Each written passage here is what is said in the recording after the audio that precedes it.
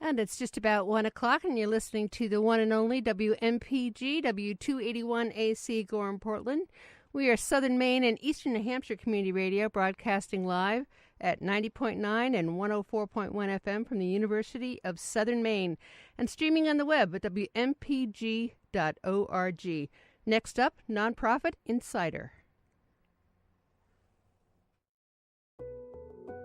This is Dr. Ann. This week on Safe Space Radio, I talk with Charles Robbins of the Trevor Project, whose work to reduce suicide among LGBTQ teens includes programs in schools to reduce bullying. For us, we find that a lot of youth find it an aha moment that their words and actions actually could have a fatal consequence. And when you use harsh words like fatal consequence or murderous behavior, it's a little bit alarming for students to hear that. That's coming up this Monday, April 14th, from 1 to 1:30 p.m. on WMPG. And I want you to know that WMPG is supported by its listeners and the USN Department of Economics, presenting a speech by Marxist economist Richard Wolff. Dr. Wolff will address the issues of our recent economic crisis, the contradictions of capitalism, and possible solutions through the use of democracy in the workplace. This event will take place on Wednesday, April 23rd from 6:30 to 8:30 in Talbot Auditorium in Luther Bonney Hall on the Portland campus of USM. All right, quick gander at the weather. It's 65 degrees here in Portland, so it says partly cloudy. Yeah, I'm eyeballing that. That looks partly cloudy to me. Sunset is around 7:20 tonight. Excellent. And we got 30% chance of rain later today, but that's 70% no rain. A few showers early tonight, it says here, and lows at 38 degrees. Tomorrow, partly cloudy skies, high around 57 degrees. And what else we got? That's about it. It looks like it's going to be a really fine weekend. So get ready now for Nonprofit Insider.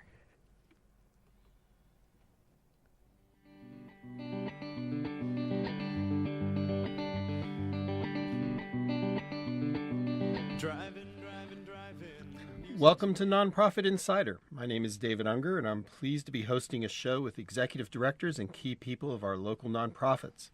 I've worked in the nonprofit world for over 30 years, and I've realized that the majority of the community does not know about the organizations that provide the critical services that sometimes we take for granted.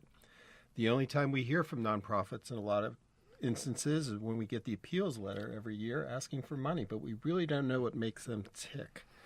This is a chance to hear about the organizations that touch so many in our community. I do have to say that the opinions expressed on Nonprofit Insider are not necessarily those of WMPG, its staff and underwriters, or of USM. Today we have a really special guest with us, Scott Schnapp. He's the Executive Director of the Maine Association of Nonprofits. Hi, Scott. Hi, David. Thank you for having me. Sure. Welcome. So I was telling somebody yesterday about the show and that you were going to be my guest and that you're the executive director of the Maine Association of Nonprofits. And Sabrina, please excuse me, but she asked, are you in charge of all the nonprofits in Maine? Well, we're not in charge of all the nonprofits in Maine. We serve all the nonprofits in Maine. So the Maine Association of Nonprofits is really a multidimensional resource center for the sector. We provide basically a three-legged stool of services. We do a lot of professional development and leadership training. We do advocacy for the sector and educational awareness about the impact of the sector around the state. And we also do sort of the traditional membership services for our members to provide them discounts and resources so that they can become more effective nonprofits in meeting their community mission. So when you say you're a membership organization, a nonprofit would join your organization? Yes, I mean, we're a nonprofit ourselves, so we serve the entire sector, but then we also are a membership organization, so members receive certain benefits, mostly discounts on trainings and resources that we provide for the sector, along with a whole host of other things that only members would get. But we also provide, our website has chock full of information about the sector and resources for the sector. But in the end, we sustain ourselves through and are able to provide the services for our members through resources that are earned through membership and corporate support and training revenue and all kinds of resources that we develop ourselves to basically subsidize the cost of what we provide for our members. Right. So one of the things that I know I go to your website for every week is the job posting. I have to admit it's one of the most comprehensive job postings in the state for the nonprofits. And the types of jobs that are listed on there are just phenomenal. Well, it's the number one place that's visited on our website, and I can't imagine why.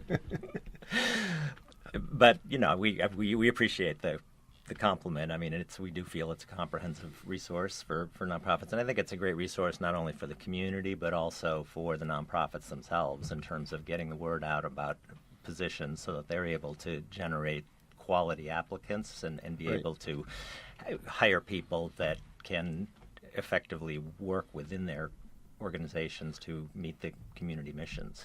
Now, the other thing that I'm really impressed by, and I had the good fortune that I've been a facilitator of several of your workshops that you offer to the community. So can you explain how that works and how you find the facilitators and who can come to these workshops? Right. Well, one of our key programs is really kind of a 101 educational management training program that we call Skill Builders. And so we work with content experts around the state, in really the management areas of nonprofit. So I'm considered a content. You are, so you've made the grade. But, content experts in fundraising, board governance, finance, marketing, really what we tend to do is function more on the business end, of the nonprofits, because we believe that if nonprofits are more effective on the business side, they're in the end going to have much more sustainable community impact. So we provide a lot of, management support and resource support to be able to help nonprofit managers address the business sides of their organizations so that in effect they can then sustain their missions. One of the things I'm really impressed with the model of that is the content experts, as you called them, are all volunteers. So we volunteer our time to do this to help the nonprofit community. We leverage a lot of volunteer time out of the community, and I think because our goal is to be able to keep the cost as affordable as possible. We know the nonprofits need the services that we provide. Our challenge is to be able to provide them at affordable costs. So we're constantly out there, creatively trying to leverage our position as a middle, broker, so to speak, to be able to provide the best and cheapest resources, for the sector so that they're able to afford and take advantage of them. So you had mentioned that the Maine Association of Nonprofits is a nonprofit itself. Yes. As an executive director of a nonprofit, what are some of the frustrations or the roadblocks or the barriers that you're finding in place or are happening that's preventing you from really doing your job? Well, I think MAMP is a particularly unique nonprofit in the sense that we serve the sector, but we also are a nonprofit ourselves. So we sort of sit in that sort of broker position. And the sector is such a diverse, you're basically talking about some of the biggest employers in Maine being nonprofits all the way down to all volunteer. All of our social human services are delivered through private not-for-profits. So you've got a very, very diverse group that we serve. And really the only thing that holds the sector together is a tax designation. So the way that we've really gone about trying to build the value proposition for this extremely diverse group that we serve is to try to meet needs at various sizes, subsectors. We recognize that the training may be for the smaller organizations, but the advocacy is a big piece for some of the larger organizations. The member services, may hit the mid-sized organizations. So we've really, over my 12 years running the organization, we've worked very hard at continuing to build a broad value proposition, because in the end, membership sticks with us based on the value that we provide, and we take that very seriously. We believe that we're in the what have you done for me lately business, and that in the end, it's our job to continue to expand that value proposition, and I think we've been particularly successful at that, in the sense that our membership is continuing to grow in a very, very challenging How many time. members do you have? We now have just about 800 nonprofit members statewide, which is one of the highest penetrations of nonprofits versus total amount of nonprofits in the entire country. Our membership retention rates are extremely high, based against our peer associations in the country, and I think it's because we've built a very honest value proposition with our members, and we take it seriously, and we listen to them, and we're constantly adjusting our services based on their needs. What would you say would be the biggest stumbling block for an organization to join? What do you hear are some of the reasons why they don't want to join you? Not you, but the Maine Association. Money, obviously, is a challenge. I think we found that you need an internal advocate that really gets what we do, because we do so many things for the sector. We've got a really broad range of products and services and resources and programs that we offer, and it really takes somebody or somebody's internally in an organization to really understand all of the things that the Maine Association of Nonprofits provides, and really be that internal advocate to create that value. So I think that's what we look for more than anything else. We've done a pretty good job, from my perspective, in terms of keeping our memberships very affordable, and it's done on a basis of size of budget. So the reality of it's not a huge financial impediment to get in. I think it's more the question of, do you use the services? Right. Is it important, even if you don't use the services, to be a member? We think it is. I think in the end, the more members that we have, the stronger voice we have as a representative of the sector. So when you talk about a representative of the sector and advocacy, how does that play out in the everyday world? Well, I think it plays out on a lot of levels. We're not a lobbying organization per se, but that doesn't mean that we don't get involved in lobbying for particular issues that relate to the entire sector.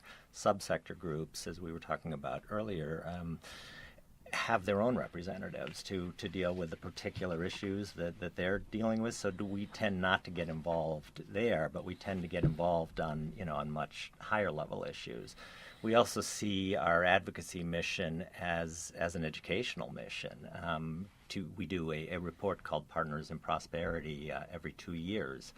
And in that report, we highlight the economic impact of the sector, the social impact of the sector, really look at jobs and employment in the sector, and really use that as a tool to educate the business community and government and the public in general about the sector. Because I think people tend to know little pieces of the sector, but they don't really get the whole picture of what the sector provides for the state. And I think the sector is a big part of the quality of life issue in Maine, and we're really the protector of a lot of quality of life and values-based issues.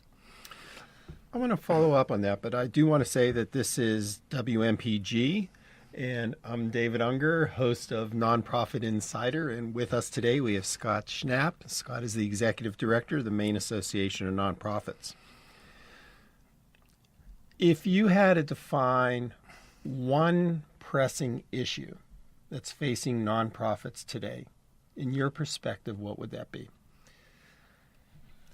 And it can't be funding, because we all know that. It's a hard question because the sector is so diverse. Give me one. Let's start. I'll let you do three. Okay, one small, medium, and large. Well, I think from one of the challenges of the sector is that it's a pretty significant sector in this state, and I think on one side of the coin, that's a good thing. New England is and Maine in general is a place that values matter. People notice a need in their community, they organize to address a need and create a nonprofit to sort of further that need and improve their community. So that's a great thing. It's an expression of democracy. The challenge, I think, is that Maine is also a poor rural state that shows up, I think, 42nd nationally in terms of private philanthropy. We don't have a significant amount of major corporations in the state. And so we've got a pretty significant nonprofit sector and not a very strong funding mechanism to support it. And I think there's also this issue that comes up from time to time about, are there too many nonprofits? I was going to ask you about that. And, I guess my answer to that is, again, that's a nuanced issue. I think, we have 2 web pages devoted to, before you start a nonprofit, think about these kinds of things, because they're relatively easy to start and very challenging to sustain. So, and it's still our number one call on our staff helpline is, I want to start a nonprofit. And our job is not necessarily say don't do it, but to make sure that people truly understand the ramifications of stepping into starting a nonprofit and understanding where there might be places to investigate before they actually go through the process of starting a nonprofit. What do you think the biggest surprise is when someone tries to start a nonprofit? How hard it is to sustain. I think the early energy of a founder or a group of founders is wonderful, and it's sort of part of that community organizing piece, but the sustaining that energy and building stakeholder engagement and building a sustainable mission impact is extremely challenging in this environment. And I think that's our message. We don't say don't do it. It's just understand what you're getting involved in and what you need to do, particularly in the early stages. I mean, I liken it to, when you look at the for-profit sector, you've got a 75 to 80% failure rate within the first 5 years of life. And, that's a washout rate. Right. In the not-for-profit sector, there's probably a similar kind of percentage or allegory that you could make. The difference is that many of that 75 to 80% don't necessarily close. Right. So they stick around, and that's not a bad thing in the sense that they're still doing good work. But it's, how do you, what we're trying to help nonprofits understand is, how do you get from startup to sustainability, and what are the stages you need to take, and what are the processes you need to build, and what's the stakeholder engagement and the strategy and the business model and all the kinds of pieces that you need to have in place to be able to become a sustainable organization. So you also do consulting then with nonprofits about sustainability, or could they contract with you to do certain things? We don't do that. Again, we've adopted a broker model. So that's sort of the quid pro quo with our content experts, is that they donate their time and expertise to train the nonprofits that are members of our organization. And when nonprofits contact us for particular needs, then we, pass along information. We do it through, we have a resource called the Yellow Pages. So our consultants, buy into the Yellow Pages, and that becomes a referral source for them. So, and they're marketing themselves and their own talents by doing the training as well. So, in the end, we approach it more from a brokerage kind of standpoint than necessarily getting involved in that ourselves. So you had mentioned this report. Sorry, I forgot the name of it. Partners in Prosperity. Talk a little bit more about that. You finished it, and we went right into break. And so tell me, why do you think that this report is so important to our community? I think it brings together a lot of information. I think what tends to happen with the nonprofit sector is it gets sort of broken down into subsectors, and what this report does is lump it together as an entire sector. What it also does, so there's a lot of data in there that's really useful to folks about about wages, about economic impact in statewide, county by county. But I think the other more important thing is the social impact piece. You know, a major part of the report are case studies and stories of organizations that are really serving in an intervention kind of way, that are addressing an issue and catching an issue that would be an extremely costly issue for the society later on down the line, and providing interventionary services and trying to really make the case for making investments in interventionary, kinds of things, because it's just cheaper, to be able to do so, and the impact, of this kind of work is important. Can people download this from your website? Yes, it is on our website and under the publications tab. Okay, great. We have, I'm going to make this up, but we have 15 seconds left. Why should someone donate to your organization? Well, I think MAMP, as I said, is a unique organization.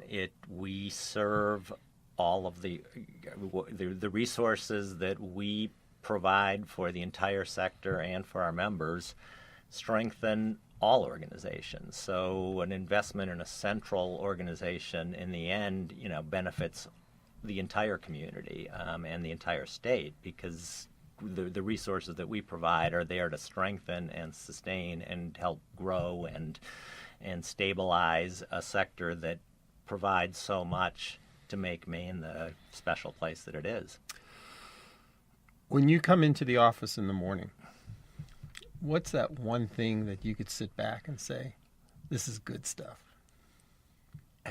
The people that are involved in the nonprofit sector are just fabulous people. They are people with good hearts and strong minds and really passionate people about moving their issue forward and making their communities better places. And that's what really moves us and our staff in terms of serving them and helping them do their work in the community so that they can make Maine a better place for all of us. And you have a small staff. We have a staff of 6. Okay.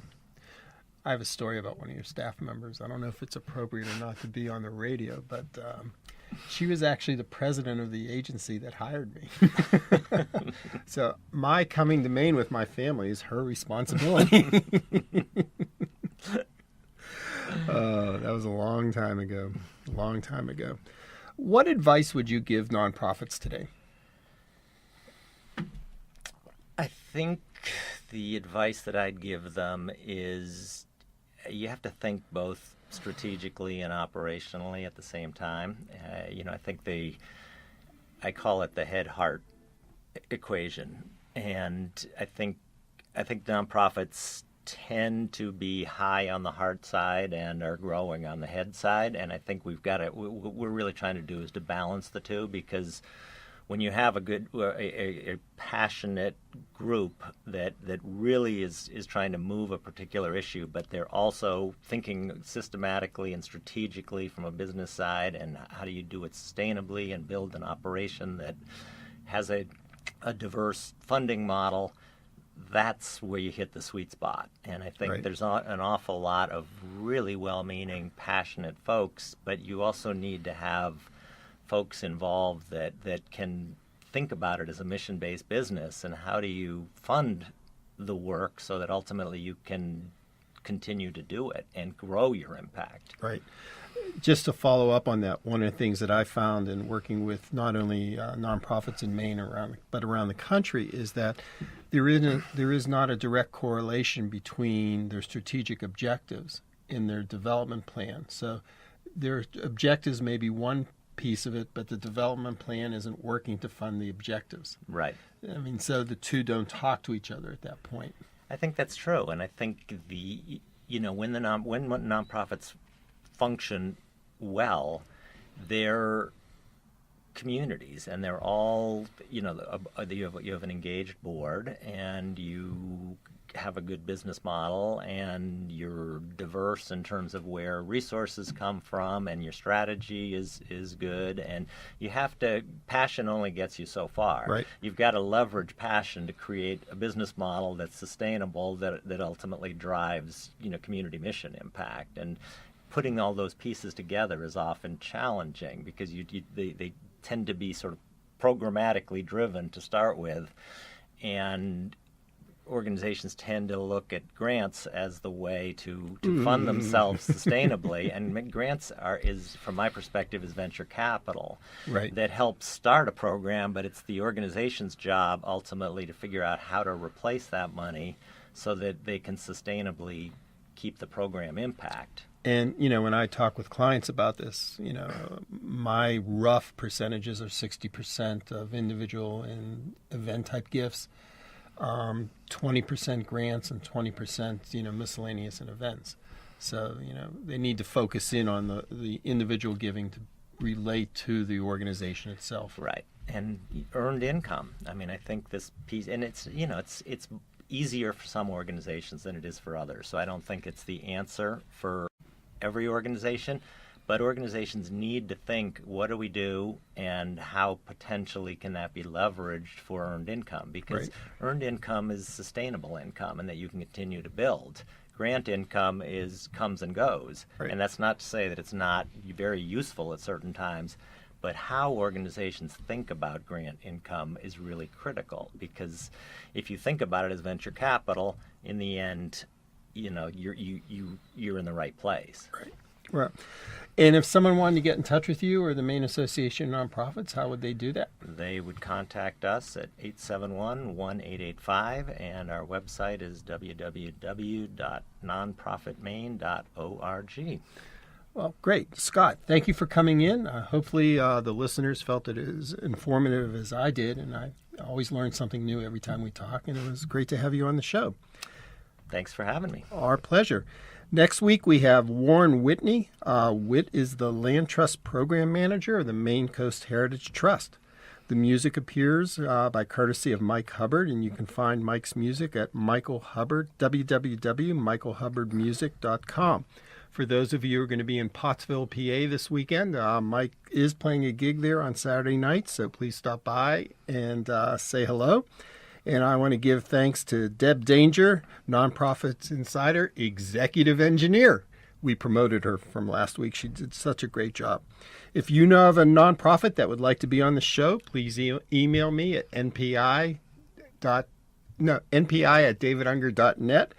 And thank you, and we'll look forward to seeing you next week.